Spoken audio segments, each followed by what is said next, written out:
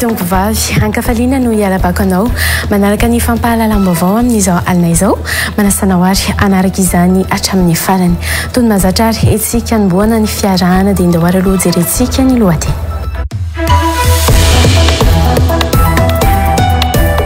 Dimy izay mpanofatra anao avokoa no efatra no maty ary valo kosa manaraka fitsaboana eny amin'ny hopitaly taoriany firodranany trano iray misy rihana roa teny tsy azo tafo be oririka androany tokony tamin'ny efatrora sy sasany maraina. Olona iray no tafavoaka velona rehefa nosikirina nandritra ny ora 7 taoriany antsovonjy mafy nataony tao ambany ny korotantany sy ny vato ary ny visy ny biriky tao amin'ny trano izay nambara ny praimonina fa efa nahazo taratasy fandrodanana tamin'ny taona 2024 saingy nametraka fanakanana teny amin'ny fitsarana ny tompony.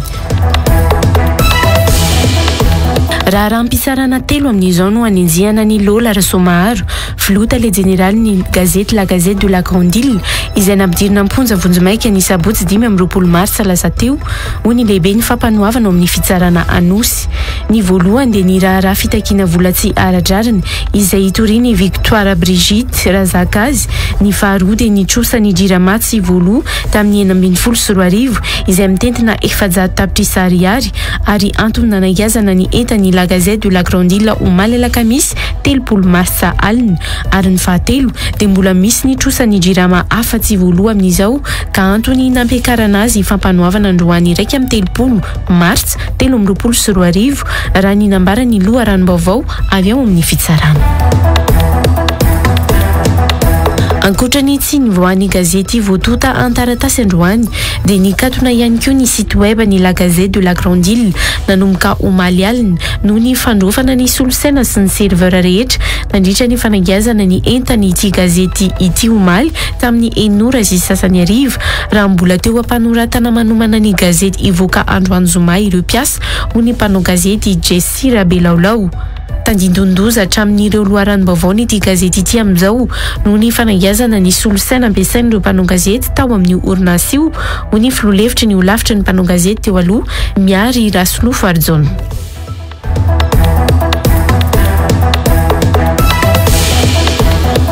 Efa vonao ihany koa miora hitondra amintsika ny sara fantatra mahakasika ny vinavinany mety ho toetry ny andro amin'ny rampitso.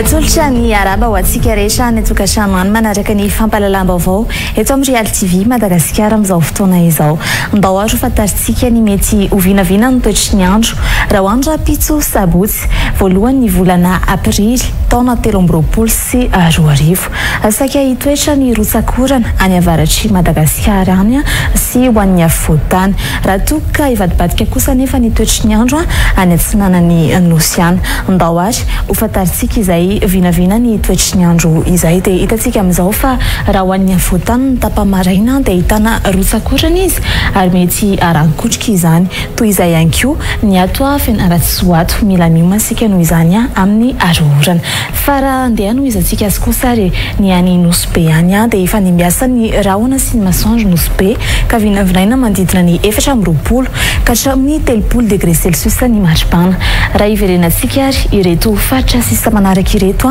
dia saika efa nimbiasa ny rahona sy ny masoandro ny faritra ny any Mahajanga, Sainte Marie ary Toliarany. Raha toka ahitana orana mety arankotrika kosa ny ato Antsiranana ato fa anorana tandrivindrahona kosa ny any Sainte Marie any ny tapamaraina. Zay ary ny mety ho vinavina ny toetry ny andro ny tapamaraina. Andao fantarintsika manaraka hoe tony ahoana izay toetry ny andro izay ny tapany hariva raha toka hoe nisy hiovana izany. Dia hitantsika amin'izao fa raha ho an'ny afovoan-tany manokana dia mbola hitohy izay oram-baratra izay fa ejery kosa nefitsika ny ato masinato dia efa nimbiasa ny rahona sy ny masoandro izy ny tapany hariva. Raha ny maripana ambany indrindra dia tazantsika izany ho an'ny afovoan-tany izay vinavinaina manodidina ny 9 ka hatramin'ny 17 degré celsius ary ny ato Mahajanga ato no ahitantsika ny maripana ambony indrindra izay manodidina ny 13 ka hatramin'ny 15 degré celsius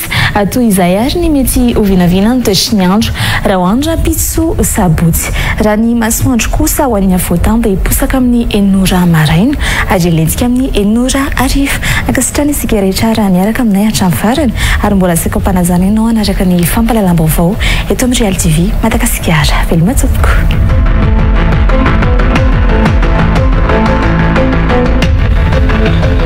Iverenantsika arahany araloha ireo lohatenim-baovao.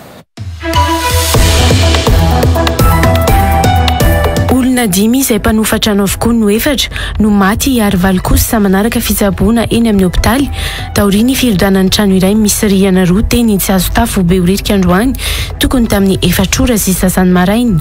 Olona iray no tafavoaka velona rehefa nosikirina nandritra ny ora 7 taorian'ny antsovonjy mafy nataony tao ambany ny korotantany sy ny vato ary ny visin'ny biriky tao amin'ny trano izay nambara ny praimonina fa efa nahazo taratasy fandrodanana tamin'ny taona 2024 saingy nametraka fanakanana teny amin'ny fitsarana ny tompony. Raha rahampisarana telo amin'izao no anenjihana ny Lola Rasomaharo, filota le général ny gazety La Gazette de la Grande Île izay nampidirina amponja vonjimaika ny sabotsy 20 martsa lasa teo ho ny lehibe ny fampanoavana amin'ny fitsarana Anosy. Ny voalohany dia ny raharaha fitakiana vola tsy ara-drariny izay hitoriany Victoire Brigitte Razakazy, ny faharoa dia ny trosany Jiramatsy voaloha tamin'ny 2024 izay mitentina 700 tapitrisa ariary ary antony nanangazana ny entany La Gazette de la Grande Île ho malalaka misy 30 martsa alina ary ny fahatelo dia mbola misy ny trosany Jirama afa-tsy voaloha amin'izao ka antony nampiakarana azy fampanoavana androany iraika amin'ny 30 martsa 2024 raha ny nambara ny loharanom-baovao avy ao amin'ny fitsarana. Ankoatrany tsy nivoahan'ny gazety voatota an-taratasy androany dia nikatona ihany koa ny site web ny La Gazette de la Grande Île nanomboka omaly alina noho ny fandrofana ny solosaina sy ny serveur rehetra nandritra ny fanangazana ny entany ity gazety ity omaly tamin'ny 9 ora sy sasany ariva raha mbola teo ampanoratana manomana ny gazety ivoaka androany zoma ireo mpiasa ho ny mpanao gazety Jessie Rabelaolao. Tandindondoza hatramin'ireo loharanom-baovao ity gazety ity amin'izao noho ny fanangazana ny solosaina ampiasain'ireo mpanao gazety tao amin'ny orinasy io ho ny filoha-hevitry ny holavitry ny mpanao gazety teo aloha miary Rasolofo Arjona. Ny tranga mpiara-monina no entsika ny kafanany fampahalalam-baovao amin'ity alina ity. Tovovavy 20 taona sy 28 taona, lehilahy iray 17 taona niaraka tamin'ny irainy ary ramatoa tokony 30 taona tompon'ny tranorodana no maty vokatry ny fianjerany trano teo tsy azo tafo beoririka androany tokony tamin'ny 4 ora sy sasany maraina. Olona 10 kosa no tafavoaka velona saingy naratra mafy vokatry ny firodanany trano. Trano ahitana rihana 2 no nianjera ka fianakaviana miisa 3 no monina aminy izay mpanofa trano avokoa ny 2 raha toka tompon'ny trano ny iray. Naharitra hatrany amin'ny ora 7 ny namoana andro olona tao aminatiny io trano rava io ho an'ny androany. Teny an-toerana nanatrika an'izay mendrika Zafandratsima sy Anjara Kotondray. 3 segondra monja no nahinona fipoahana androany maraina tamin'ny 4 ora sasany ho ireo mpiray vodi-rindrina. Trano efa nirodana avy eo no hita rehefa nivoaka ny trano izy ireo. Tokony tany amin'ny 4 latsaka teo maraina io dia nisy feo mafy be ohatra ny feoana varatra. Naneno nandritra ny ngamba raha nisy dia nisy 5 segondra. Naneno mafy be dia avy eo nangina tanteraka. Dia segondra visy taoriana iny dia nisy olona nanomboka ny antso vonjeo. Ny akabiazan'ny olona namonjy tao daholo. Za moa zany mba nanana réflexe hoe ny antso pompier. Nahitana rihana 2 ny trano ary fitoeran'entana tsy nisy nipetraka intsony tao amin'ny farany ambany. Fianakaviana 3 no nipetraka tao anatin'ny trano. Ny voalohany ahitana olona 4 nonona tao amin'ny rihana faharoa, ny fianakaviana faharoa ahitana olona 4 nonona tao amin'ny ilan-drihana voalohany ary ny ilan-drihana faharoa ahitana olona 5 no nisy ny fianakaviana fahatelo farany. Olona 3 no tafavoaka tao ambanin'ny trano ny aloha natongavan'ny mpamonjy vola ka lehilahy natory teo amin'ny arabe sisin'ny trano iray, 2 hafa kosa naratra ka avy hatrany dia nalefa tany amin'ny hopitaly. Olona 5 hafa kosa no tafavoakan'ny mpamonjy vola raha vao tonga izy ireo ary nalefa mitsaboana avokoa. Razana tovovavy 2 no tafavoaka voalohany, 20 minitra taoriany natongavan'ny mpamonjy vola, 20 taona sy 17 taona izy ireo. Mbola ny fampisankambana teo ambony fandriana izy roa vavy tamin'ny fotoana nisy firana azy. tamin'ny 9:20 minitra izany hoe tokony teo amin'ny 10 minitra teo indray no avitra ny renim-pianakaviana manaraka.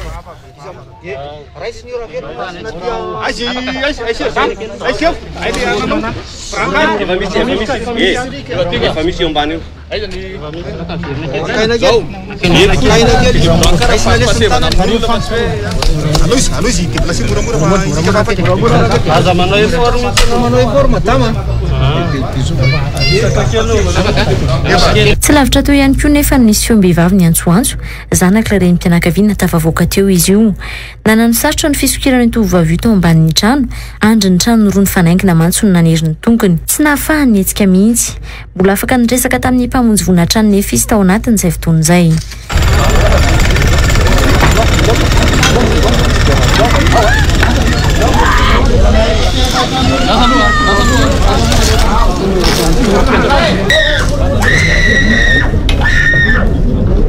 Ora 5 taty aoriana vao tafavoaka ity tovovavy ity.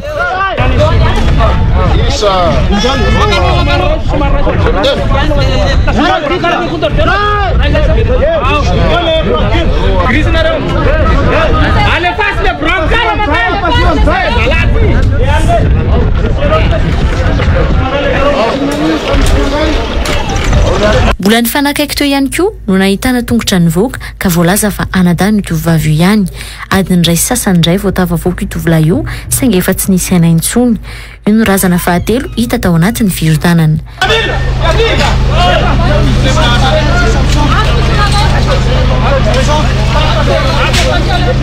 Razana fahaefatra hita tao ambanin'ny trano kosa ity renim-pianakaviana manodidina ny 10 taona ity. Ny faritra lohany novaky ary feno potika biriky ny vatany ka io no iverin'ny mpamonjy voana ho nahafaty azy.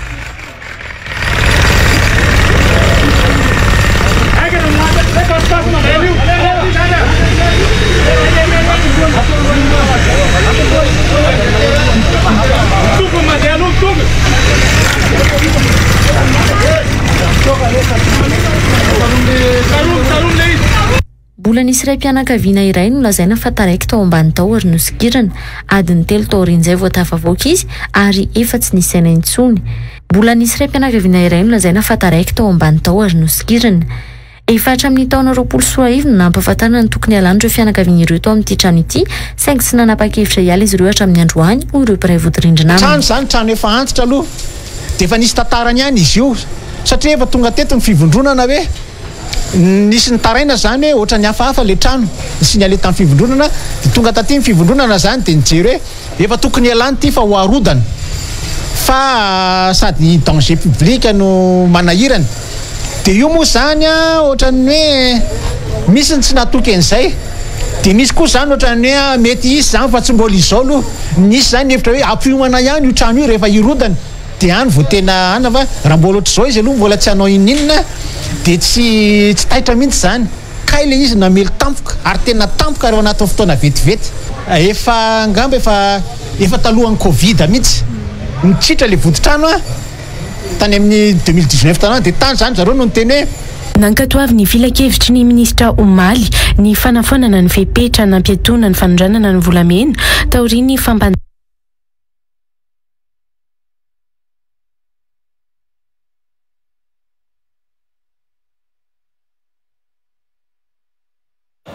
Ialana tsiny amintsika rehetra nanaraka ny fampahalalam-baovao mahakasika ny fanadihadiana mahakasika ny trano rava dia ny Behoririka no ny olana izay narahantsika teo fa rehefa tavaverina amin'ny laona izay dia ho arahantsika eto ihany fa hotoizantsika ny ansipriam-baovao mbola eo amin'izay vaovao mahakasika na trano rava izay hatrany dia renim-pianakaviana 5 taona sy ireo zanany 3 mianadahy ihany koa no maty vokatry ny firodanan'ny trano fonenan'izy ireo tokony tamin'ny 12 ora alina teto amin'ny Fokotany Anosy Masina Itosy. Androany vao mangiran-dratsy efa ny famezivezy ny olona no naheno feon-jaza nitomany ary izay no nanaitra azy ireo sy ny zahateny antoerana ary nahita ny trano rava sy namantana ny vata mangatsiaka hoy ireo mponina. Izy 5 mianaka ireny moa no mipetraka ao amin'ny trano raha toka miasa eny Mahevatanana ny iray mpianakaviana hoy ireo mponina manodidina. Tena antoerana kosa indray nambinina Révélation sy tokony aina Randrianjatovo. Ny vavy matoa 14 taona tao anatin'ity fianakavian'ity ihany sisa no avelona tamin'izy dimy mianaka izay nonona tao anatin'ny tranony rodina teny amin'ny fokontany Anosimasina Itos raha ny vaovao azo. Tao anatin'ireo namony ihany kosa ny renim-pianakaviana sy ny zaza miisa 3, 7 taona, 4 taona ary 2 taona. Ny firotsahan'ny orana no tsy naninony manodidina ny firodanan'ny trano hoy ny se fokontany teny an-toerana. Na alina zany izy ireo no nenjaira ny trano ny satria tafo pala le izy de tsy natan'le hazo zany tapaka le hazon'le tafo de zay ny nenjeran'ny ampienjera azy teo tokony tamin'ny 12 alina teo zany fitsangan'ny losa. Maraina mihitsy zany vao hitan'ny olona satria mbola nisy zaza ray velona de le zaza velona ray no niantso vonjeo ny manodidina de ny manodidina nijery teo izy efa mianaka efa maty. Efa tamin'ny herintaona no nirodina ity trano ity fa tsy nisy ny ainana fohy hoy ireo mipetraka manodidina. Tany ao sisa satria tamin'ny herintaona i trano efa nirodana de tany sisa nefa ny ambony misy biriky. De le tafopala ny tena nafaty an'ireo olona ireo satria le tafopala navesatra tsy maratsa satria izy andratandro de tsy tadidinay satria nisy fotoana izy rehefa hoe nirodana ny trano eo zay koa tsy nahitan'izany fa izy no nitantarainy zay ny akatsatsaboana be daholo no nitantarainy an'izany hoe nirodana ozy ny tranonay de loanay ny akatsatsaboana. Olana tamin'ny fanorenana no ambaran'ireo ponina ho nitarika io firodanana io. Manamorona ny ranony kopa raha teo no miorina ny trano. Mananona saina ihany izy nanao rary brika tam'le rindrina zany avy aty ambany miala am'le talu am'le votany fa ny olana am'le izy zany tsy nasiany évacuation na rano izy de nisy partia lavaka tao de niditra tao le rano de nanosika an'le vototany zany de nakany am'le briky zay no natonga le firodanana zany avy ato am'le trano raha fandiniana azy eto zany raha fandiniako manokana zay zavatra zay noraisy ny fokon'olona sy ny fokotany ny fikarakarana ny razana androany. Efa nanao tsipaipaika zany ny fokon'olona rehetrarehetra de efa nisy nanolotra lamba de ny commune koa zany anatitra lamba eo rehefa avy eo ny faty zany ny le maty aloha zany tsy olana tsony fa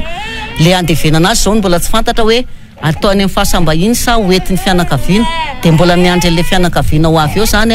tsy maintsy miandry amin'ny fianakaviana satria ny olona tsy afaka atapaka an'le izy hoe aiza ty olo ty no hoentina janonareo aty sa hoentinareo le izy. Hatramin'ny atoandro teo tsy mbola nisy fianakaviana tonga nijery ireto olona ny anjeran'ny trano ireto. Ny fokon'olona sy ny fokotany noho izany no nikarakara ireo razana ary nanapahanizy ireo hevitra ny nitondrana no fimangatsika n'izy 4 mianaka ireo tao amin'ny FTKM Ambaniala miandry ny fianakaviany sy ny fotoana andevenana azy izy ireo.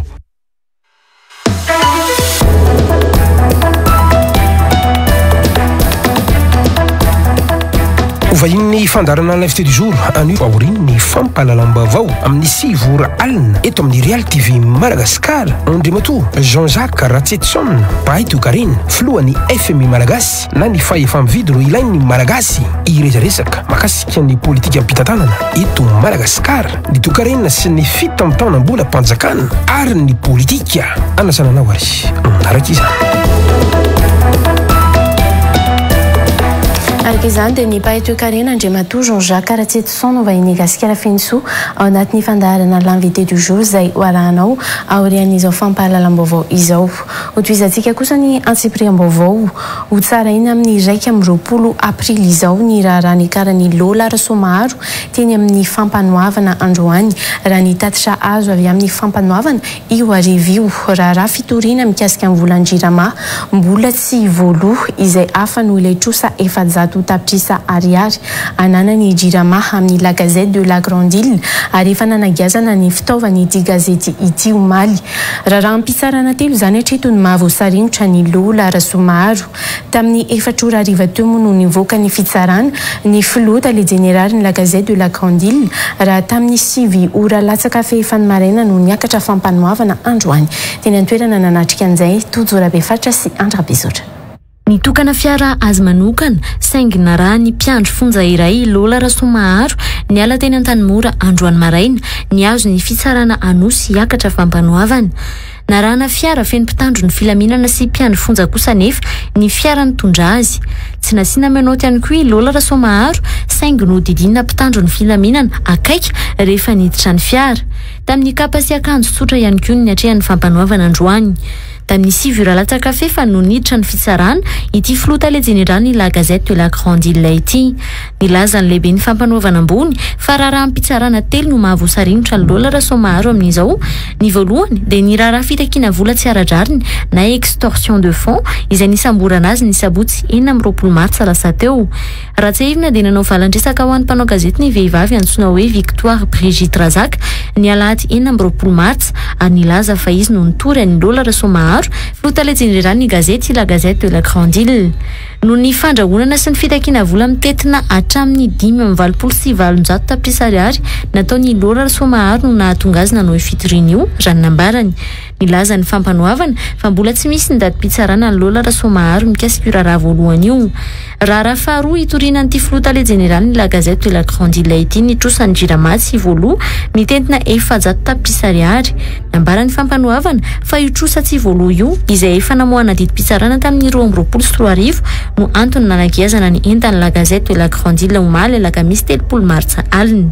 Raha fahatelo itoriana ny dolara somaro raha ny nambarany fampanoavana dia mbola misy ny trosany jirama hafa tsy voaloha amin'izao ka antony nampiakarana azy fampanoavana androany 3 martsa 2023. Tsy nety namoaka ny anarany mpitory na ny totaly ny trosa fahatelo tsy voalohany la Gazette de la Grande Île ny fitsarany. Saingy raha fahatelo io no fantatra fa ny akarany dolara somaro fampanoavana androany ary amin'ny 1 aprily izao no ataony fitsarany io raha fahatelo io. Tamin'ny 4 ariva teo moa no nivoaka ny fampanoavana ny dolara somaro. Ratsehivina dia ny sabotsy 5 martsa teo amin'ny 7 alina no nampidirana poja vozomaika teny an-tanimora an'ity flota le general ny la Gazette de la Grande Île ity. Tsy nandefasana taratasy fampiantsoana ny dolara somaro fa avy hatrany dia nosamborina teny an-dalana ody any amin'ny trano fonenana ny sabotsy 5 martsa tamin'ny 2 ora maraina raha ny fitantarany mpanao gazety hafa ary avy hatrany dia niakatra fampanoavana. Fa tsy afaka namoaka gazety intsony nanomboka androany ny la Gazette de la Grande Île no ny fanakiazan'ny fanjakana ny entan'izy ireo tao amin'ny orinasa no Malial raha ny nambarany solotena mpiasa ao amin'ity orinasa gazety ity androany. Nambarany Jesy Rabelaolao fa tsy navela amitasy intsony ireo mpanao gazety eo ampanaovana ny asa ny fanasain'ny vaditany norofony ny ireo dokera avokoa ny entana rehetra tao anatin'ity orinasa ity. Nanamafy ihany koa androany ity solotena ny mpiasa ao amin'ny la Gazette de la Grande Île ity fa no iotosany jirama tamin'ny taona 2024 tsy voalohan'ny orinasan'izy ireo io no antony fanagiazana raha ny fanazavana nomeny vaditany azy ireo. Hatramin'ny alina moa dia voaambina mpitandro ny filaminana ny teo amin'ny Villa Pradon araka ny hita ny teny antoerana. Totora be faritra sy anjarako tondray. Tamin'ny 9:20 minitra omaly alakamisy 3 martsa ariva no niditra tao amin'ny Brown ny la Gazette de la Grande Île tao amin'ny Villa Pradon Antanimena ny vaditany miaraka amin'ireo zandarmy miisa 9 sy dokera miisa 5 raha ny nambarany ny mpiasan'ny la Gazette de la Grande Île Jesy Rabelaolao androany. Eo mpanoratana manomana ny gazety ivoaka androany zoma ireo mpiasa no nasaina hijanona amin'ny asany ary anala ny entan'izy ireo. Tsy nahandry ny tale general ny la Gazette ireo vaditany hoy Jesy Rabelaolao fa avy hatrany dia nitaona ireo entana. Ty lehibe nay mbola tsy teo dia avy nanao conférence de rédaction zahay navitany rehetrarehetra efa manao rédaction daholo ny ankizy dia hoe inona dia samy taitra moa nahitan'le gendarme koa dia taitra hoe inona ty zavatra mitranga ity dia nanatona teny hoe inona nataonareo dia hoe aisan'ny lehibenareo dia mbola tsy tonga dia miandry azy zany tsy nahandry an'le lehibe nefa izy fa tonga dia miteny hoe ty misy taratasy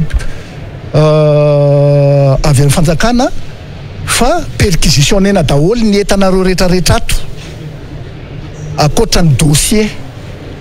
fa izy hoe ianareo dia nanontany koa raha zafila zany le fa iza marina anareo dia hoe huissier zahay izay moa nangataka hoe iza nandefanareo fanjakana nandefanay izy asa-panjakana no ataonay dia inona ny antony nanontany ihany koa zay hoe inona ny antony dia hoe resaka jirama dia jirama oviana tao amin'ny 2016 tonga dia nongotan'ireo dokera maina avokoa ireo solosaina hoy Jesy Rabelaolao. Tonga dia hoe zao ankehitriny zao nareo dia entina daholo ny entanareo dia tonga dia niravain'zareo moa dia niditra kay dokera le anankidimy dia tonga dia niraisin'le dokera tsy nahalalala moa le dokera satria mpanao rugby dia monsieur Rajesy fa hoana ino hoany dia nareo ty zay ny angalany entanareo dia ay zany dia iasa zay nentin'zareo reto angalanentanareo ato dia lasa dia tsisy ninona fa tonga dia nongotana daholo nongotana maina ny ordi rehetrarehetra zany nobataina avokoa ny seza sy ny latabatra rehetra miaraka amin'ireo fitaovana madinika rehetra ao amin'ity orinasa ity ho ihany ny fitantarany Jesy Rabelaolao. Lasa any avokoa izy hatramin'ny dossier ny mpanao gazety. Dia nravana dia tsy manana vita ny bureau anankidimy. Bureau ny PDG, bureau ny directeur général, ny PAO, ny rédaction ary ny bureau administratif anay zany. Tsisy na iray ara fa taratasy zay izy tsy angalany antonta taratasinareo ny ana zany fa niany mbola misy midy le armoire dia nentin'zareo miaraka amin'ny dossier satria misy dossier be deaibe koa ny anatin'le armoire zay tsy anina dia hoe mentionné vanay fotsiny ity fa zay ny baiko ny azy ao misy dossier anankiray ny zavatra nataoko maromaro teto amin'ity firenena ty dia lasany daholy dia tsy fantatra zay afarany.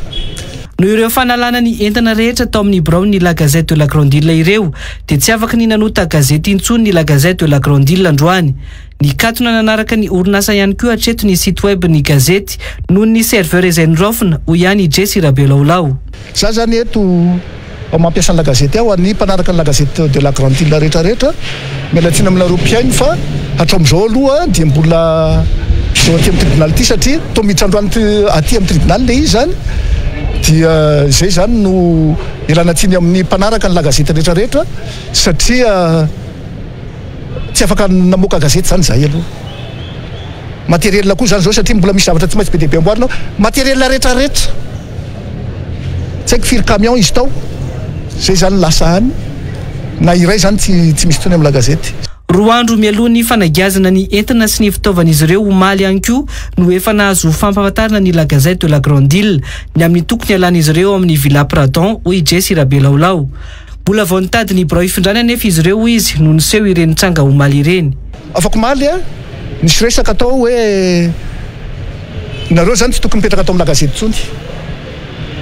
dia hoe mbola miandry zany zay ny fialana atao zany moa zay ny zavatra ny tranga. Zany hoe efa prévu zany mampifandray azy tsy anjarako ny mampifandray azy hoe inona ny mampifandraisana antsika azy zany fa hoe ity ny La Gazette zany efa nisy miteny hoe tsy mipetraka atao amin'ny Pradon ntsony nareo dia efa tsy ao amin'ny Pradon ntsony zay zany 2 jours ngambany zay no efa nilazaina. Mpiasa manodidina ny 10 no miasa ao amin'ny La Gazette de la Grandille miaraka amin'ireo mpiara-miasa any amin'ny faritra araka izany no tsy niasa nanomboka androany hoy Jesy Rabelaolao. Tsy mbola fantatra ny ho avin'ireo mpiasa mamelombady amanjanaka ireo hatreto araka ny nambarany. Fafanosihosehana ny zon'ny olom-pirenena isitraka vaovao ny fanankatonana ny orinasa gazety La Gazette de la Grandille omaly arivo hoy Enkadza Rakotomanantsoa mpikambana ao amin'ny fédération mpanao gazety eto Madagasikara. Tsy tokony ho tonga amin'ny fanankatonana ny La Gazette de la Grandille mihitsy ny raharaham-pitsarana mahakasika ny lola ara-somaharo hoy ny fédération ny mpanao gazety. Nampatsiamo ireto mpanao gazety nanao fanambarana androany ireto fa ny fanankatonana ny televisiona Viva tamin'ny 20 no nitarika ny tolom-bahoaka tamin'ny 5 ka tokony ahakalesona ny mpitondra amin'izao. Nomena Ravoarivony eo amin'ny sariny André Rabesotra. Mitombona ny ayay ny fédération ny mpanao gazety amin'ny fanagadrana ny lola ara-somaharo filotale général ny La Gazette de la Grandille ny sabotsy lasa teo fa misy ambadika politika sy misy idirana amin'ny asa fanaovan-gazety ny raharaha matoa tonga amin'ny fanakatonana ny orinasa gazety omaly arivo hoy ny fédération ny mpanao gazety androany. Eto izahay raha nametraka ny ayanay tany amboalohany dia mitombona izy ankehitriny satria fantatra zany zao fa tena ilay famoahan'ny La Gazette ilay fasahin'ny La Gazette namoaka sy ny teniny zavatra tsy mety nataon'izao fitondrany zao nanaovana ny fanakatonana azy. Mampametra-panontaniana ny fakany ireo entana atao amin'ny foibe ny La Gazette fa tsy ny entany lola ara-somaharo manokana hoy ny fédération ny mpanao gazety. Move sy nisy zavatra hafa azo natao ohatra mino izahay fa manana ny compteny ny PDG ny La Gazette fa maninona no fitaovana ampiasain'ny ankizy izay ao anatin'ny asany no nalaina ka ho anay dia miteny eto hoe sokafo La Gazette avy alao isokatra iasa la gazette ny fanenjehanareo anylola rasomaharo ataovy zay moa nolazainareo hoe tsy sidirana amin'ny resaka asa gazety tsy mahay makalesona ny fitondrana hoy Fernand Selo fa toy izao ihany no nitranga tamin'ny taona 2009 2009 tantara zavatra nisy ny anany firenena zany fanakatonana ny viva no nitarika an'ireny zava-nisy teto amin'ny firenena ireny tsy mahay makalesona ve ny fitondrana ankehitriny satria ainao manjery ny filoha ankehitriny no nakatona tamin'izany fotoana zany ary izy tena no nitarika olona nidina an-dalambe ka mitranga zao fanakatonana ny la gazette zao inona ny antony nanaovana révolution tamin'ny 2009 raha ny zavatra nanaovana révolution navery ny fitondrana ankehitriny ka izahay tsy tsahatra ny teny ary mbola verina eto hoe sokafy la gazette zay fanenjehanareo an'ny lola rasomaharo ataovy fa ny mpanao gazety kosa avy alao anao ny asany avy alao isokatra la gazety miendrika fandrarana ny mpanao gazety asa ny fanalan'ireo fitaovana atao amin'ny la gazette la grande île hoy Enikajy Rakotomanantsoa fa nitsakitsahana lalam-pandrenana sy nizony olom-pirenena isitraka vaovao nitranga fanakatonana ny la gazette la grande île hoy Enikajy Rakotomanantsoa na tiana na tsy tiana dia miendrika fandrarana ny mpanao gazety iasa izany ny raha antsika nahalala androany ny mpitady vaovao rehetra tsy nahita article intsony avy amin'ny la gazette de la grande île voararany lalàny zany tsy ara-dalàny zany fa nitsakitsahana ny lalam-panorenany reny tsy vitany hoe fa nitsakitsahana ny lalam-panorenana fa fanososena ny zon'olombelona zon'ny olo-pirenena azo vaovao maro lasa ary ny zon'ny mpanao gazety ampahafantatra ny zava-misy ny tranga tahaka ireny aminay dia miendrika fampitahorana ary na tiana na tsy tiana dia misy fehitraikany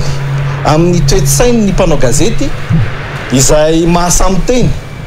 ary mahasamy mandeha lavitra sy miditra lalindalina kokoa amin'ny fanadihadiana sy ny fikaroham-baovao izay ataony ny tranga tahaka ireny miantso ny mpanao gazety namana miasa amin'ny onasa gazety akaiky ny fitondrana sy ny tompona haino manjery ny fédération manoloa ny fanohitohinana ny fahalalany asa fanaovana gazety io fa tsy afaka nizory teny amin'ny fitsarana niaraka tamin'ireo mpanao gazety ny la gazette de la grande île androany ny olavitry ny mpanao gazety satria tsy misy idirany asa fanaovan-gazety ny raharaha hanenjehana ilay orinasa sy ny flotale générale hoy ny filohany OJM Monica Rasolo Arson androany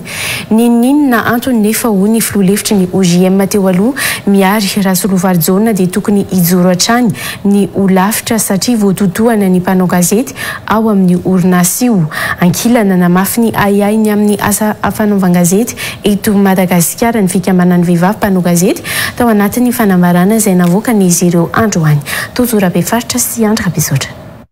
mety misy ambadika politika ny raharaham-pitsarana mahazo ny la gazette de la grande île raha ny didy efa nivoaka tamin'ny taona 2024 hoy ny filoha-lefitry ny olavitry ny mpanao gazety teo aloha miary Rasolo Varjona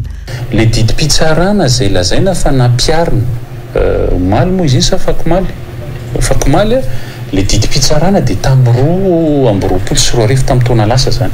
naninona tao anatin'izay fotoana izay tsy tanterahana izy fa voany amponja vonjimaika ilay tompony la gazette de la grande île dia ampiarina le didy sao dia mba nisy efa nisy fanarahana ihany teo dia maninona raha ajaina le fanarahana fa maninona ny tsy maintsy tonga dia mandeha zao izay zavatra izay no midika hoe mety misy ambadika politika ihany koa ilay zavatra mahazo ny flotale générale ny la gazette de la grande île karazana fampitandremana ny orinasa gazety sy ny mpanao gazety hafa izao fampidirana ampoza ny flotale générale ny la gazette de la grande île izao hoy ity filoha-lefitry ny olavitry ny mpanao gazety teo aloha ity tonga amina toedra ratsika zany zao ampitahorina ny tontolon'ny asa fanaovan-gazety hoe raha tsisy sankidikitika la gazety hatramin'izay dia io izy io ny mahazo azy ka ianareo ambiny rehetrarehetra dia miomana fa raha vao misy zavatra hafahafa ataonareo dia mety toy izao ihany koa ny azo anareo efa somary miena zany amin'izay fotoana izay le fasahiany mpanao gazety anao fanadihadiana lalina tandondoza ihany koa ireo loharanom-baovao nyity gazety ity satria nirofina avokoa ny solosaina ampiasain'ireo mpanao gazety tao amin'ny orinasa io ho ihany miary Rasolo Varjona la gazette de la grande île dia anisan'ny miavaka amin'ny famoahana zany an'ireo atao hoe dossier sensible eto amin'ny firenena misy mpanao gazety maro mety ao anaty fanaovana fanadihadiana izy mety misy loharanona vaovao ao anatiny ao tsy nanam-piomana tsisy fampitandremana akory ny fampiomanana ny mpanao gazety tsirairay avy naka an'izay vaovao tao anatiny ao ka amin'izao fotoana izao tsy fantatra na misy zavatra jerenany ka lasa mametraka en danger zany an'ireo source na information la Gazette de la Grande Île. Tokony misy ny fandraisana andraikitry ny olavitry ny mpanao gazety na ny OGM hoy miary Rasolofo Arjona raha tsy izany dia ho maro ny mpanao gazety tsy asay hanao fanadihadiana lalina tahaka ny la Gazette de la Grande Île intsony. Tokony misy fandraisana andraikitra ny olavitra io zavatra io satria misy fanohitohinana ary misy endrika fampitahorana ihany ny asa fanaovan-gazety satria amin'izao fotoana izao raha misy gazety anankiray sananao an'ireny zavatra ireny mety misy miteny nanao ny nataony gazety io ka raha miteny ny olavitra hoe efa nisy fampitandrenana ihany nefa za koa tsy mbola nahita hoe mba mampitandrina le mpanao gazety ao anatin'ny la Gazette de la Grande Île ny olavitra hoe sao dia tsy asa fanaovan-gazety intsony izao dia izay tokony nataon'ny olavitra aloha fa rehefa tratran'izao koa le la Gazette de la Grande Île dia tokony mijoro eo ihany koa le olavitra satria mpanao gazety ireo izay zany indray ka rehefa ilay tsangan'olona izay eritreretina hiaro ny mpanao gazetiny tsy mihetsika dia ataony iry hafa rehetrarehetra izay tiany anaovana azy ilay asa fanaovan-gazety. Raha tsy misy ifandraisan'ny asa fanaovan-gazety ity mahazo ny la Gazette de la Grande Île ity hoy kosa ny filohan'ny olavitra ny mpanao gazety Monica Rasolo Arson ka izay no tsy nahatongava ny teny amin'ny fitsarana androany. Nareo mety manontany hoe tsy tazana teny amin'ny fitsarana dia le izy le atreto zany aloha dia hoe tsy misy ifandraisany amin'ny fanjikan-dalàna makasika ny asa fanaovan-gazety aloha zany nivesatra hiampangana ny tompona orinasa sy ilay orinasa trangana fitoriana makasika ny délit de droit commun aloha eto fa hatreto mbola tsy nisy hoe fitoriana makasika ny asa fanaovan-gazety. Ankilany miayay amin'ny mety ho avy ny asa fanaovan-gazety sy ny fahafahana miteny ny fikambanan'ny vehivavy mpanao gazety manoloana ny fanakatonana ny foibe ny la Gazette de la Grande Île omaly alina raha ny fanambarana ny taratasy nataon'izy ireo androany. Mafy ny very asa amin'izao vanim-potoana izao ka tsy vahaolana mihitsy ny fanakatonana orinasa fanaovan-gazety izay mamelona ny malagasy maro hoy ny fanambarana. Miandrandra vahaolana aingana mba hahafahany ireo mpanao gazety miverina amin'ny asany hamelomana ny vady aman-janany araka izany ny fikambanan'ny vehivavy mpanao gazety.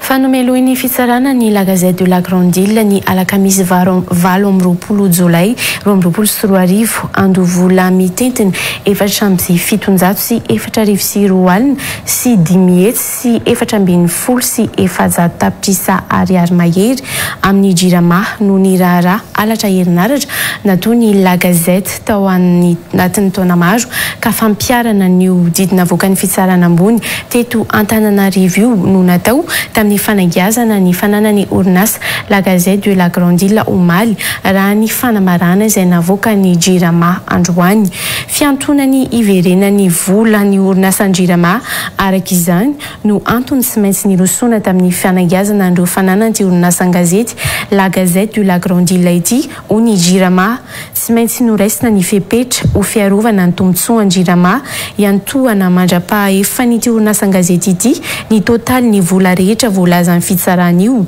raha ny fampitam-baovao ihany. Zava-dehibe ny fitandronany tsy fanarahan-dalàna eo amin'ny sehatra ny angovo ary vonona ny ady amin'ny alatra momba ny famatsiana herinaratra sy ny osika ny orinasa jirama araka io fampitam-baovao io ihany.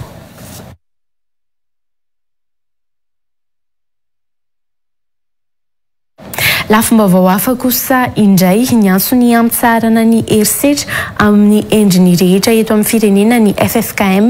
tao anatin'ny fanambarana nataony androany tsapa-mantsy famitombona ny fifampiantsiana ho ny filohan'ny FFKM ka antony nanaovany an'izay antso izay nanamafy ny tokony andraisan'ny ratsamangaika misahana ny fividianana ihany koa moa ny FFKM indroany mba hijery ny anatsarana ny fividianana amin'ny mahatao mpividianana ny taona 2024 ity. Ny farana androany atoandro ny fiaonambe voalohany no tanterahireo mpikambana FFKM miisa 5 manerana ny nosy anomanana ny fiaonambe roa amin'ny volana May sy ny volana Jolay ho avy izao. Antsiprianiary. Nivoatra tao anatin'ny fiaonana hoy ny filohan'ny FFKM ny fanaingana ny mpikambana amelona ny ratsamangaika mba ananganana ny andromaso FFKM. Koa manangatsika ato anatiny hamelona indray ireo ratsamangaika ato anatin'ny FFKM sy hanangana ny andromaso FFKM izay andraikitra ireto ny fanabeazana olom-pirenena vanina mba ho kristianina mijoro sy mandray andraikitra amin'ny firenena izay fijoroana vavolombelon'ny famonjeny Kristy izay mikendry ny ampanjariana ny fiadanan'i Kristy eto Madagasikara mba haharay ny malagasy rehetra. Faharoa, fampanjakana sy fiarovana ny fahalalahana ny sofototra mahaolona tsy mifanohitra amin'ny famaritan'ny fiangonana. Fahatelo, fanaraha-maso ny fikarakarana fifidianana mieloha mandritra ary aorian'ny andro mpifidianana manerana any Madagasikara. Faefatra, fitandroana ny rariny sy ny kitsiny eo amin'ny fiarahamonina eto Madagasikara. Anisan'izany miady amin'ny kolikoly sy ireo fihetsika miendrika fanaparam-pahefana maro samihafa.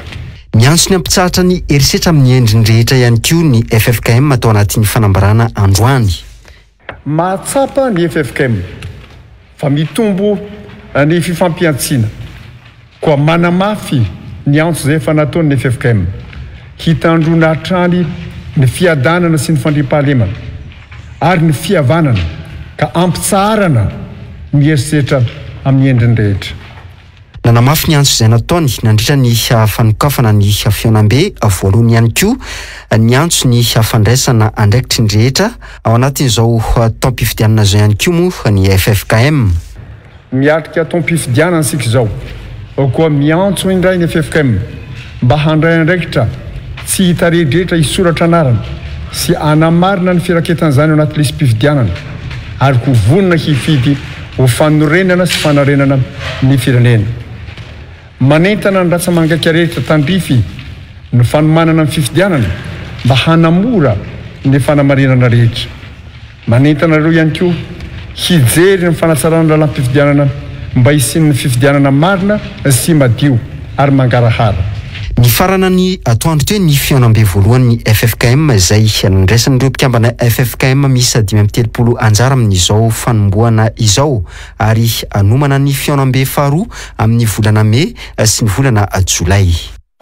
Fa tsy manana adievitra atao mikasika ny fampandrosoana ny firenena intsony ny mpitondra sy ny mpanohana ny fitondrana matoa manao adievitra sy mifanenjika amin'ny lokony antoko tahaka ny nisy ho ny mpandalina ny raharam-pirenena Constant Ravelson tsy mandrara izay loko ifanandrina ny mpanao politika nefa ny vahoaka ho izy fa ny fiahinany sosialy ny mponina no andrasana amin'ny fanjakana. Izao fitondrana izao mihitsy ny tena lany andro amin'ny fandokoana ny foto-drafitrasa ho kosa ny mpamakafaka politika Ertina Rasoamiarmanana na Izaref tratra nitodina ny karma politika ho izy izao fitondrana izao satria efa takona tanteraka amin'izao ny loko volomboasary no ny loko mavo izay manomboka mahazo vahana eny Akanja. Tozora-be faritra sy Andra Besotra. Sy tendra ndrena solony haiko maly ity tsangambato ny mahery fo miloko mavo tao Antsirabe ity. Isi tendra ndrena solony haiko no namoaka tsy nisy fanazavana tao amin'ny page Facebook ny tsangambato io izay manome vahana ny loko mavo izay loko politikany. Tsy ny andrela fa nitaleny serasera ny fetidina ny Republika teo aloha Rinara-Kotomanga sy ny solombavam-bahoaka na Tsimondrano Andry Ratsivahiny no nanenjika sy nanameloka ny isi tendra ndrena solony haiko tsy nanaja ny sotoavina sy ny asy ny tsangambaton'ny mahery fo ny firenena. Samy laza ireo mpanohana ny fitondrana ireo fa tsy manana alalana mihitsy isi tendra ndrena solony haiko andoky io tsangambato io. Rehefa niteraka resabe nefa io sary ny tsangambato io dia namerina namoaka sary isi tendra ndrena solony haiko ary nanazava fa tsy izy no nandoky io tsangambato io ary tsy hanao izany velively raha hatr'izay. Teo vao nivoaka ny vaovao fa sary ny tsangambato ao amin'ny komina Antsirabe io miloko mavo io. Efa roa taona izao no nolokona mavo io tsangambato io ka fa meriverezana ny sain'olona fotsiny ireny adievitra omaly ireny hoy Ertina Rasoamiaramanana na Izaref. Raha ny style tany Antsirabe zao dia efa angamba roa taona raha tsy diso no efa nahitana fa nanana ny lokony manokana zany nandokony tompona andraikitra amin'izany fotoana zany dia izany no entina anaovana adievitra hameriverezana ny sain'ny olona. Nanamafy Constant Ravelson fa tsy misy olo-kafa afaka ny hikitika foto-drafitrasa mpanjakana izany mihitsy raha tsy ny mpitondra. Mampimehy aloha fa izy any afaka handokoloko foto-drafitra na mpanjakana iny amin'izay loko tiany tsy maintsy avy amin'izay sy tompona andraikitra amin'iny ihany nandoko azy. Efa tsy manana toa-kevitra sy adievitra entina mikasika ny fiainam-pirenena sy ny fampandrosoana intsony ny mpanohana ny fitondrana sy ny fitondrana amin'ny akabeny matoa manao adievitra momba ny loko hoy Constant Ravelson. Matoa miady sy mifanjinja amin'ny resaka loko ny mpanao politika na ny mpendany aminy tsy manana adihevitra momba ny tena ao amin'ny tena hain'ny vahoaka izy zany na ny tena hain'ny faritra na ny tena hain'ny firenena.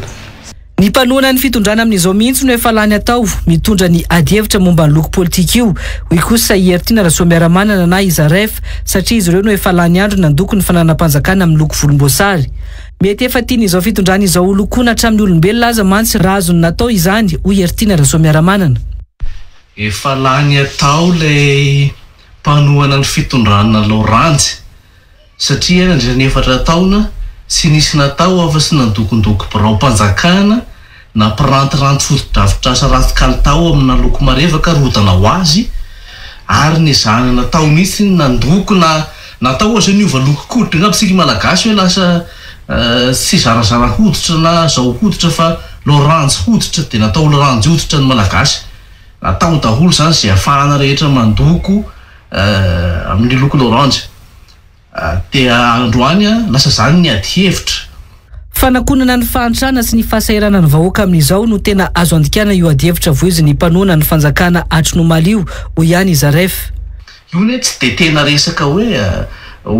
lafy ny fifanandrinana ara-politika loatra fa tia meriversain'olona satria amin'izao fotoana zao dia mitangana izay tsy izy ny vidim-piainana tsy mbola nisy zany tamin'ny tany gasy hoe amin'ny andro volana marsa hiditra volana avril miakabokatra dia mahery ny arivo ariary ny kabokany vary zao manambana ny fiakaran'ny vidin'ny solika eo ihany koa ny olana makasika ny herinaratra sy ny angofo zay tsy mety voavahatra amin'ny androany ary miahama aza. Tsy ny resaka loko no ilain'ny vahoaka amin'izao fa ny famahana ny olany sy ny fiahina azy ara-tsosialy araka ny tokony ho izy hoy Constant Ravelson. Za maolo-pirenena ange tsy raharahako azy loko ataonao amin'io raha ohatra io no manarina maika dia maika le vonjy aina tsy maintsy atao eto amin'ny firenentsika aloha amin'ny resaka sosialy sy ny resaka fiarina amin'izao tsika miteny zao. Faharoa indray zay loko ataonao amin'io tsy ahonay raha ohatra ka miditra amin'ny hoe tena fahefam-bahoaka ny resaka ty manko zao dia fahefako za tenako ary io ny lokoko na hoe fahefandrano io fa lokony io ka mitady sy loko fahefana ranona noho ile loko fotsiny. Na izany azy efa tody ho an'izao fitondrana izao io adihevitra momba ny loko io satria efa takona tanteraka amin'izao ny loko volomboasary noho ny loko mavo izay manomboka mahazo vahana hoy ihany Izaref. Azo lazaina hoe karma politika io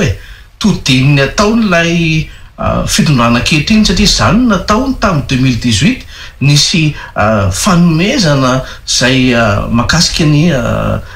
fampitahana an-davitra raha marina kokoa ny paraboly reny avy amin'ny fanjakana sinoa zay miloko Loranjy dia ny zahana natao fitaovana zany tamin'izany fotoana zany dia androany mahita zareo fa misy loko misongadana eny amin'ny kianja zay ahia no mpifanandrina aminy dia atao zay fomba rehetrarehetra zany ahafahana mamorona fivilian-dalana makasika an'izany satria ny marina dia mahazo laka ary miatakona zany loko mafimafy zany ny lokony zareo zay ny fomba fijeriko anazy ao anatin'le zava-misy. Isan'ny namoaka fanehoan-kevitra tao amin'ny page Facebook-ny ihany koa moa ny filohany antokapela manao politika Brigitte Rasamuel ary nilaza fa mety tsy ho afaka hanao akanjo miloko hafa intsony izany manomboka izao raha toa ka lasa ny mpanao politika tahaka izao avokoa ny loko rehetra. Fa raha ny sary miparitaka eny amin'ny tambazotra ny serasera Facebook moa androany atoandro dia nolokona fotsy io maraina io ilay tsangam-bato fahatserovana ny tolona 770 tao Antsirabe izay nolokona mavo nandritra ny andro ny 9 mars 770 ary lasa niteraka Resabe io. Tsy vitany nolokona ihany nefa fa napetraka tamin'ny saritany Madagasikara teo ambony ihany koa ny sainam-pirenena malagasy saingy nivadika zany ka lasa ho ankavanana ny fotsy raha toka any ankavia no toerana misy azy. Mbola mifamadika ihany koa ny toeran'ny lokomena sy ny maitso amin'ny sarin'ny saina io. Io tsangam-bato io izay mavo nandritra ny fahatserovana ny tolom-panafahany 770 ny alarobia 20 mars lasa teo ary vao nolokona fotsy io indray saingy izao ny famadika izao indray ny sainam-pirenena.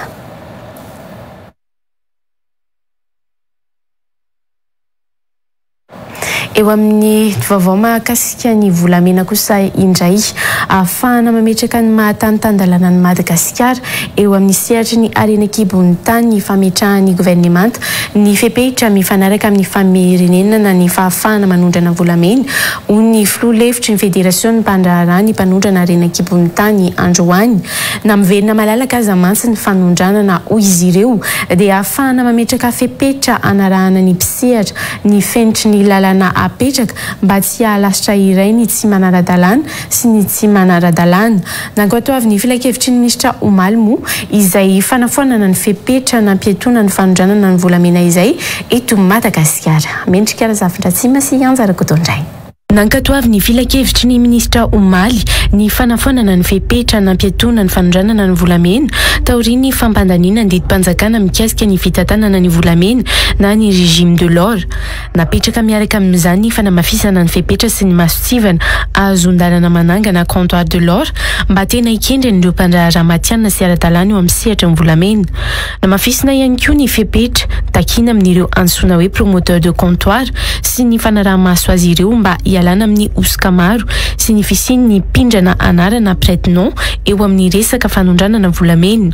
isany koa ny satany fanondranana volamena vaovao ka hitakina ny fanomezan-dalana agrément de comptoir de l'or ho an'ireo mpandraharaha rehetra maniry anondrana volamena eo ihany koa ny fanamafisana andreo andiny mifeny fanaraha-maso amin'ny fivarotana volamena sy fanamafisana ny fepetra isy ny traçabilité ho an'ny volamena nofaritana ihany koa ireo sazy ara-panjakana mikasika ny sy fanajana ny fepetra takina amin'ny fananganana comptoir de l'or tsy olana ny fepetra napetraka raha toka miatra ho ireo mpandraharaha mpisehatra amin'ny arena kibon'ny tany androany taoriana io fanapahan-kevitra io efa ela ihany ny mpisehatra arena kibon'ny tany ao anatin'izay moa zany ny FOM izay tena niady mafy ahafahana mamerina ny laony ny sehatra arena kibon'ny tany izay ilaina dia ilaina mba ahafahana mampiseho fa lalàna firenena tan-dalàna eto Madagasikara ary mametraka ny mangarahara amin'ny resaka arena kibon'ny tany raha mikasika ny resaka volamena manokana moa zany dia ataonay fa ilaina dia ilaina ireny fepetra vao napetraka ireny satria raha malala moa zany le olana be dia be teto amintsika amin'ny tsy famerenana ny vola vahiny amin'ny fitrandrahana volamena ny olana amin'ireny fotsiny moa zany dia lasa ohatrany hoe tafiditra ao anatin'ny toerana anankiray aby na ny manara-dalàna na tsy nanara-dalàna ary nandritry ny telo taona dia azo lazaina hoe tena nijaly ny mpisehatra arena kibon'ny tany tao anatin'ireo fepetra ireo ihany koa moa ny tsy maintsy amerenana ny vola eto Madagasikara na ny rapatriement de devise sy ny tsy maintsy hitondrana ny vola eo amin'ny tsena iraisan'ireo banky amin'ny fifanankalozana ara-bola na ny marché interbancaire de devise andraisana fepetra sy sazy ara-panjakana ho an'ireo mpandraharaha tsy mamerina ny vola vidina volamena eto Madagasikara ihany koa araka ny tapaka tao anatiny io filakevitry ny ministra io tapaka ihany koa ny anafoezana ny fepitona tsy maintsy amerena ny vola azo avy amin'ny fanondranana lojika ny fanapahan-kevitra niraisina ary tsy tokony ametraka olana hoe rato randrena atoandro satria foy ihany koa ny fotoana fanondranana volamena makany ivelany fa ny hitako hoe tena zava-dehibe tao anatin'izy io dia le fampihenana ny refehim-potoana fanondrany famerenana vola vahiny na ny tena tokony ho izy mantsy dia eo amin'ny telo volana eo no famerenana fotoana famerenana vola vahiny kanefa rahantsika malala fa raha resaka exportna industriel mandeha amin'ny conteneur mandeha sambo dia normal izay zavatra izay ny volamena nefa toko angamba fa tsisy andefa niny sambo fa mety ho vireny an-dalana eny fa avy dia alefa par avion io zavatra io raha miala eto androany zany ny volamena iray tokony hoe mety rapitso na afaka pitso dia efa tonga any Dubai dia efa mety tonga ny tonga dia efa azo vola le mpanondrana anazy ao anatin'izay fepitona izay donc tsy ho anay zany tsy olana mihitsy izay zavatra raha olona tena anara-dalàna nambarany filoha-hevitry ny FOM moa androany fa eo ampiandrasana ny lalàna mikasika ny régime de l'or io izy ireo ahafahana mahita an'izay tena votoato amin'ny fanatsarana nety ny ministera ny arena kibon'ny tany fa nahatratra roa faingo 5 taona ny volamena nivoaka antsokosoko teto Madagasikara tamin'ny taona 2024 raha nitatitra nataony fitsarana momba ny compte na ny coup des comptes ny 13 Desambra lasa teo. Io tamin'ny taona 2024 io no volamena betsaka indrindra nivoaka antsokosoko teto Madagasikara raha ny taremarika farany nanana ny cour des comptes tamin'ny volana Desambra 2024. Niainga tamin'ny volamena naondrana nanaovana fanambarana ara-dalàna teto Madagasikara sy ny volamena tonga any amin'ireo firenena mandray ny volamena avy eto Madagasikara io taremarika io ho ny fisarana momba ny compte. 3 kilao ny volamena nivoaka nitsokosoko teto Madagasikara tamin'ny taona 2024 raha nitatitra ny fitsarana momba ny compte na ny cour des comptes tamin'ny 13 Desambra 2024 lasa teo. Nahitana fitombona 3 kilao io volamena nivoaka nitsokosoko io tamin'ny 2024 ka nahatratra 7 kilao ny volamena naondrana nitsokosoko teto Madagasikara ny taona 2024 ho ny cour des comptes. Vao maika ny tombo afolo latsaka ny tamin'ny taona 2024 ny volamena naondrana nitsokosoko tamin'ny taona 2024 izay fotoana fanampiatona ny fanondranana volamena. Nitsambikina hatrany amin'ny 502 kilao na 2.5 taona mantsy io volamena nivoaka nitsokosoko teto Madagasikara io tamin'ny taona 2024 raha nitatitra ny cour des comptes. Ny elanela ny volamena nivoaka ara-dalàna teto Madagasikara sy ny volamena tena tonga any amin'ny firenena any ivelany mandray ny volamena avy eto Madagasikara no ny angano ireo taremarika ireo ny fitsarana momba ny compte. 3 kilao ny 2024 ny elanelany 7 kilao tamin'ny 2024 mitovy amin'izay koa ny 2024 ary 520 kilao ny elanelan'izy tamin'ny 2024. Tsy mitsahatra midina zany ny betsaka ny volamena deklaré na voalaza hoe naondrana dia vao mazava ho azy fa tsy mitsahatra miakatra ny elanelany amin'ilay voalaza hoe tonga avy any Madagasikara. Mitotaly 4 taona sasany zany rehetrarehetra zany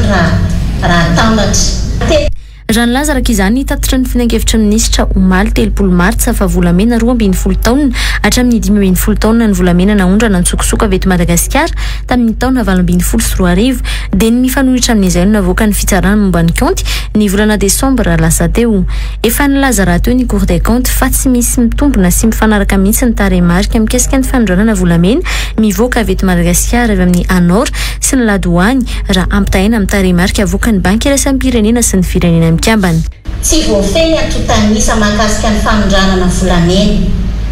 Tsy azo itokina ireo atotanisa samihafa ny voalazan'ny eto an-toerana sy ny voalazan'ny any ivelany hoe avy eto Madagasikara. Tsy mitovy ara ny atotanisa omen'ny ladoany, ny DGMIN, ny ANOR, ny ITI sy ireo tranokalan'ny banky iraisam-pirenena sy ny any firenena mikambana. Tsy namoaka ny taremarika ny volamena naondrana nitsokosoko nanomboka ny taona 2024 no hatramin'ny taona 2024 teo moa nitatitra ny filan-kevitry ny minisitra.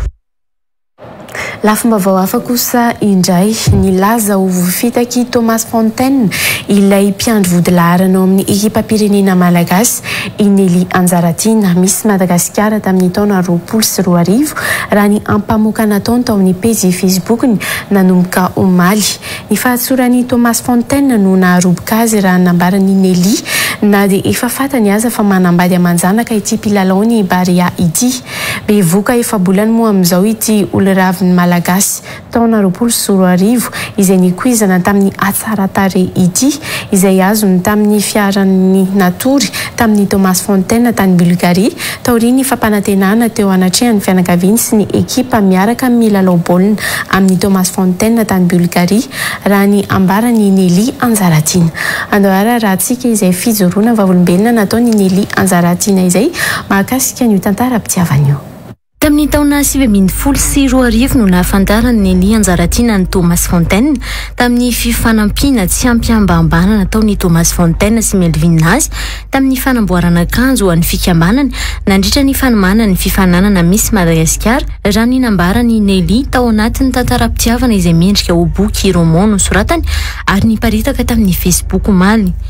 Ny volana novambra 2024 no tena nisy ny fionana mivantana teo amin'izy ireo tany amin'ny toeram-pilanonanana iray. Nanomboka teo dia nifandray sy ny fankahazo ary efa namboraka fitiavana tamin'ny Thomas Fontaine. Taorian'io fotoana io raha nolazainy Nelly no efa niteny tamin'ity mpilalao ny koizana amin'ny Bary Haïti izy fa mbola virginy. Nahatoky tanteraka ny Thomas Fontaine ny Nelly raha nambarany ary ny fampiresaka sy ny fankazatra teny foana. Telo volana taorian'io fifaneraserana io nefa nolaza ho latsa-pity ihany koa i Nelly ka namboraka izany tamin'ny Thomas Fontaine na dia efa fantany aza fa manambady amanjara an'ity mpilalao tao amin'ny Bary Haïti. Nanome ny fahatokisako ary namela azy anandrana ny fiarahana io no namezan'ny Nelly anjara tiana ny tena nataony. Ny hevitra izy mantsy raha ny nambariny ihany fa manana ny maizy azy ary anaja azy amin'ny maha olo malaza azy sy nanaiky ny andrindrany sy ny amahan'ny olona eo amin'ny fiainan-tokantranony i Nelly anjara tiana. Tsy nisotra taminy nefa i Thomas Fontaine fa olo tiany fa tsy vady ny olazainy fa vady miara-mipetraka aminy sy ny zanany io hoy i Nelly. Nilaza ho niaina tao anatin'ny alahelo-pitiavana namahevainy olo ravin'ny Madagasikara tamin'ny taona 2024 ity. Mbola niaina tao anatin'ny fitaka nataony lehilahy azy io. Efa imbetsaka raha nolazay no nitady lalana ny alana foana izy satria mbola tsy nisy ny tena fiarahana matotra tanteraka tao amin'ny rotota.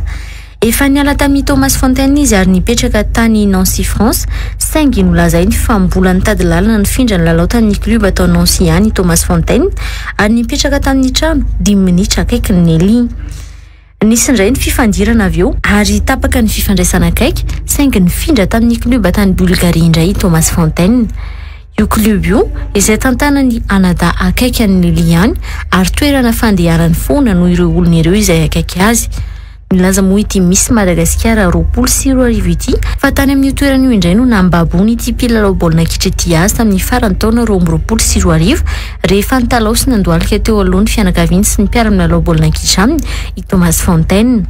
Ny volana desambra 2024 any ny fifampiresahana teo amin'ny rotonta no niaraka izy roa ireo ary izao i Nelly mitoezazy izao. Voafitaka izay no namezan'ny Nelly anjara tiany io tantaram-pitiavana io. Efa niezaka ny nalalavitra ny Thomas Fontaine izy raha nambarany kanefa mahita hirika idirana amin'ny fiainany hatrany ty farany. Nolazainy moa fa nataony ny fizorana vavolombelona mba ahafantarany be sy ny maro ny tena tantarany ary ahafahany miala amin'izao fahoriana mianjady amin'izao. Nilaza ho vonana ny zakany mety ho fiantraikany fampahafantarana paibe maso ny tantarany i Nelly anjara tiana Miss Madagasikara 2024. Tsy mbola nisy kosa nefa ny fanambarana nataony Thomas Fontaine hatramin'ny androany hariva manoloana io vaovao izay aparitaka i Nelly anjara tiany io. Fa tapaka ny lalana eny alakamisy sy ny fenoarivo amin'izao fotoana izao raha ny fampitam-baovao avy any antoerana tao anatin'ny efatrandro no efa tapaka ny jiro izay niteraka ny fahasorenan'ny mponina teny antoerana araka io fampitam-baovao io ihany ka nanatateraka hetsika teo anoloany ny tsenana alakamisy sy ny fenoarivo moa androany sy izao alina izao ireto mponina ireto.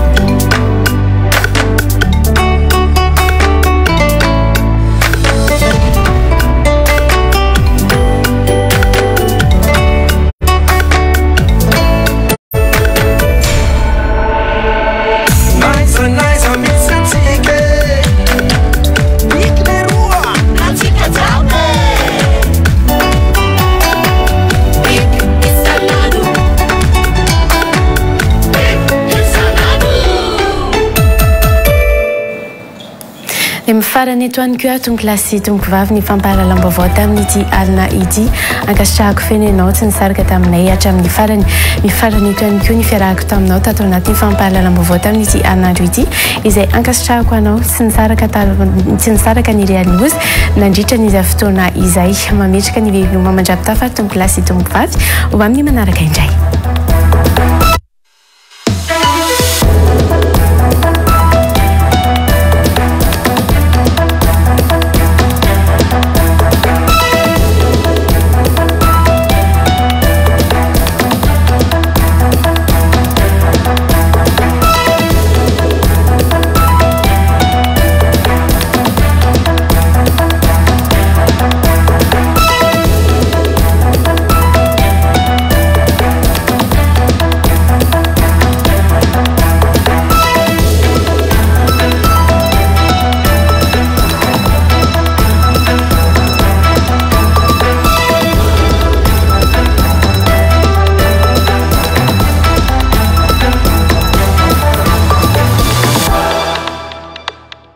Real News Natulchi. Sanji Batelma, des actualités uniques, dynamiques et renversantes dans Real News. Ari. Tonga n'entana vaovao atao Mateza Tôle koa manasanao izay hitsifika ny poindevanty amin'ny Mateza Tôle.